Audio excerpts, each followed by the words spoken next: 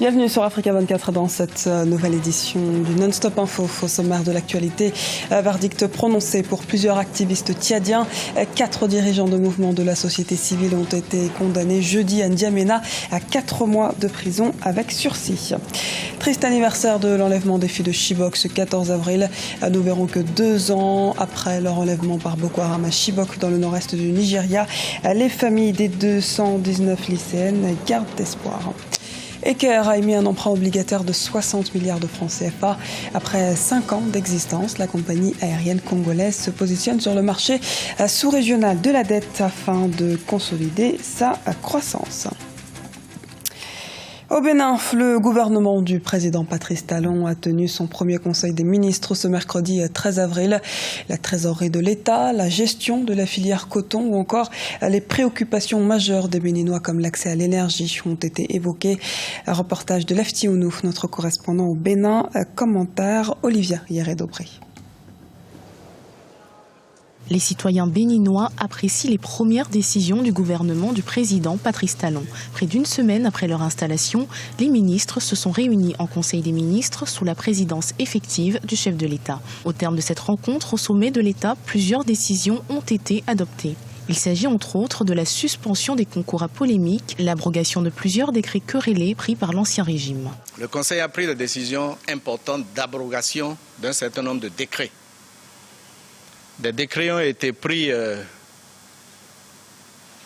vers la fin du mois de mars qui posent des problèmes de procédure, des incidences financières non calculées et par conséquent, personne ne domine ce qui s'est passé. Mais il faut toujours clarifier. Et donc pour le moment, le Conseil a décidé de suspendre un certain nombre de décrets concernant un certain nombre de primes dans certains secteurs d'activité pour éviter de créer des injustices nouvelles à gérer dans les mois à venir. Au cours de ce Conseil des ministres, une lumière a été faite sur la situation nette de la trésorerie de l'État qui s'est révélée déficitaire. Le gouvernement entend faire un audit de la trésorerie de l'État. Également, le Conseil des ministres annonce que la Société béninoise d'énergie électrique a 40 milliards de dettes vis-à-vis de la communauté électrique du Bénin. Concernant la gestion de la filière cotonnière, le gouvernement s'est engagé à faire un audit du marché des intrants cotonniers. Une décision qui vient renforcer l'annulation de tous les décrets de réquisition des usines d'égrainage du coton. Pour les acteurs de la société civile, ces décisions sont salutaires, mais ils attendent plus de pragmatisme du nouveau gouvernement. Je pense que ces décisions sont salutaires parce qu'elles donnent un peu de la visibilité. Mais ce dont on a peur, c'est que cette décision ne soit pas des décisions populistes. On aurait aimé davantage que ce soit des décisions qui concernent directement ce pourquoi le président a été élu, la vraie rupture, parce que la jeunesse a faim. Des mesures concrètes sur l'emploi, déjà, parce que ça va faire une semaine que le président a pris fonction. Toute la campagne durant, le président Talon nous a parlé des réformes à mettre en œuvre. Mettre sur pied aujourd'hui une commission chargée d'étudier et de proposer encore ce qu'il y a lieu de faire, c'est comme si nous faisions du surplace. Nous, on s'attendait qu'on nous annonce tout droit, par exemple, le retrait du décret portant révision de la Constitution actuelle et qui est inscrit à l'ordre du jour de l'Assemblée nationale, ou qu'on nous donne des actions pour montrer qu'on est directement dans l'opérationnel.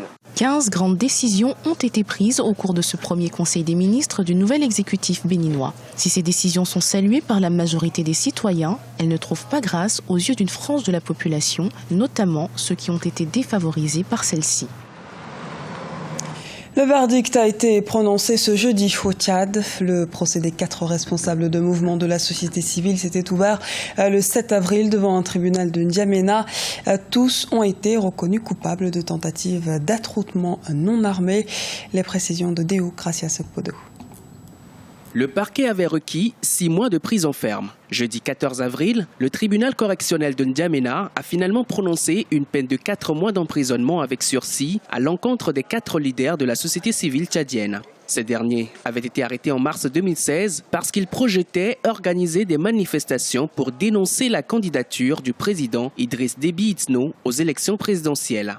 Nous voudrions à travers ce jugement, exprimer notre satisfaction parce que nos amis ont recouvré la liberté. Malheureusement, nous déplorons le fait que cette décision prend comme une épée de Damoclès sur nos camarades parce que c'est 4 mois avec sursis, donc ça veut dire que pendant cette période, ils ne peuvent pas exercer des activités associatives. Ils sont interdits de toute activité subversive et nous ne comprenons pas très bien de quoi il s'agit. Nous voudrions que le droit soit dit à ce niveau, que cette décision soit sévèrement sanctionnée.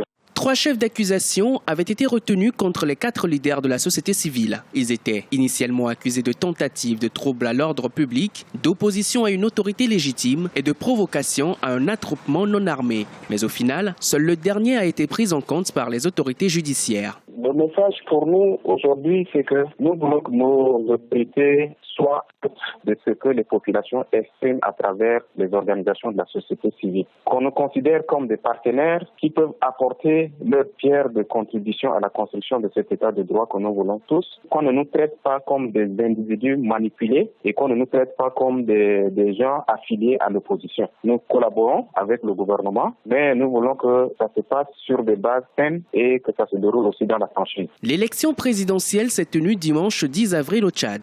Le chef de l'État, Idriss Déby Itno, candidat à sa propre succession, faisait face à 12 autres candidats en lice. L'annonce de sa candidature avait suscité une vague de contestation. Le gouvernement avait interdit toute manifestation sur toute l'étendue du territoire.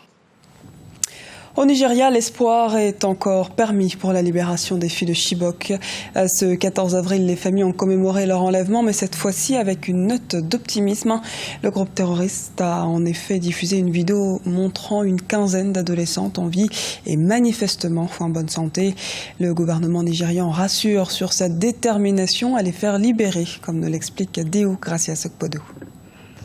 2 ans après leur enlèvement en avril 2014 dans l'état de Borno au Nigeria, les 219 lycéennes de Chibok aux mains du groupe islamiste Boko Haram seraient toujours en vie. Dans une vidéo récemment diffusée, 15 jeunes filles ont été présentées comme faisant partie des disparus, redonnant de l'espoir à leur famille. Cette vidéo est un immense espoir. Ça montre qu'elles sont bien nourries, ce qui ne cadre pas avec le traitement qu'on inflige aux prisonniers de Boko Haram. Donc ça peut laisser à penser qu'elles sont devenues des femmes de hauts responsables de la secte. Et dans ces conditions-là, ce sera difficile de pouvoir obtenir de la négociation. En décembre 2015, le président Muhammadu Buhari avait déclaré que son gouvernement était disposé à négocier avec Boko Haram pour la libération des lycéennes. Seule condition, le chef de l'État nigérian exigeait que les interlocuteurs soient crédibles. Une annonce qui avait suscité une vague d'indignation au niveau international. Depuis 2014, le groupe islamiste Boko Haram a enlevé des centaines d'autres jeunes filles, dont près de 400 au cours du dernier trimestre de l'année à Damasak, une localité située au sud de la frontière du Niger. Les négociations me semblent très difficiles. Vous ne pouvez négocier que si vous êtes deux à rechercher la paix, si vous êtes deux à avoir des conditions. Mais jusqu'à ce jour, Boko Haram n'a pas, en dehors du fait que de vouloir installer un État islamique dans toute la zone, installer la charia. Boko Haram n'a pas un programme politique, donc il est très difficile de discuter avec Boko Haram. Malheureusement, c'est une secte qui ne comprend que le langage militaire.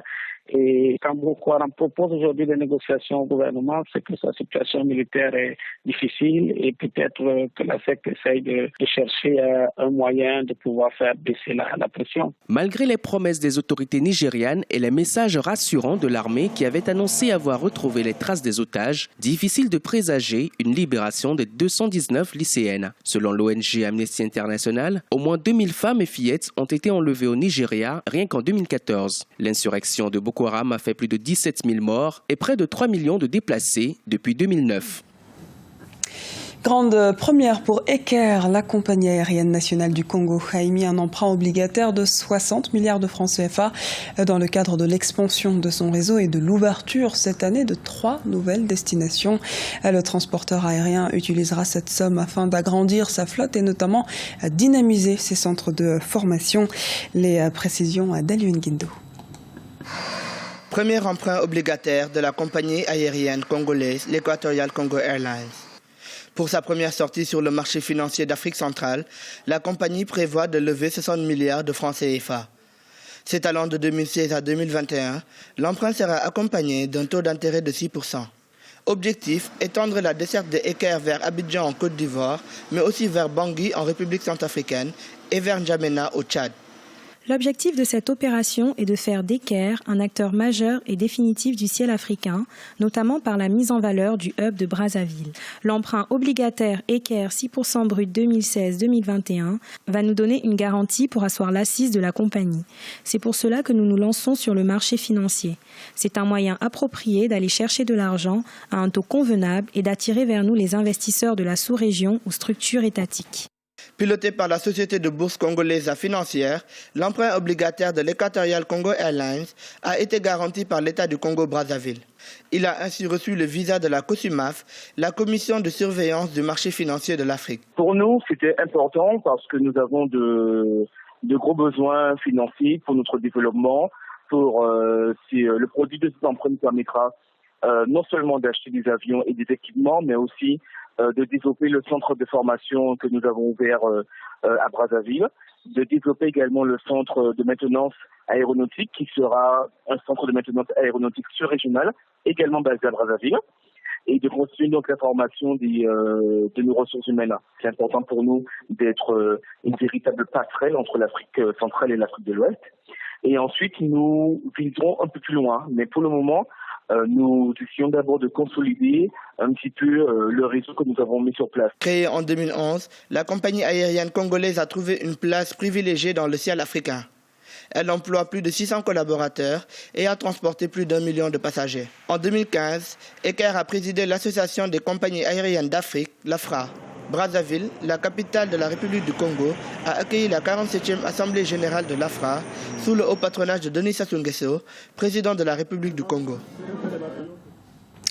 Et l'actualité au Congo-Brazzaville se poursuit, mais cette fois avec du sport. Le pays va en effet abriter l'Afro Basket 2017, prévu du 17 au 31 août.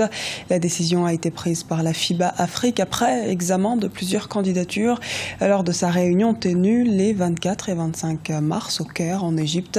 Ajoutons par ailleurs que le Rwanda et l'Égypte sont respectivement les pays organisateurs des FIBA Africa U18 Championship masculin et féminin.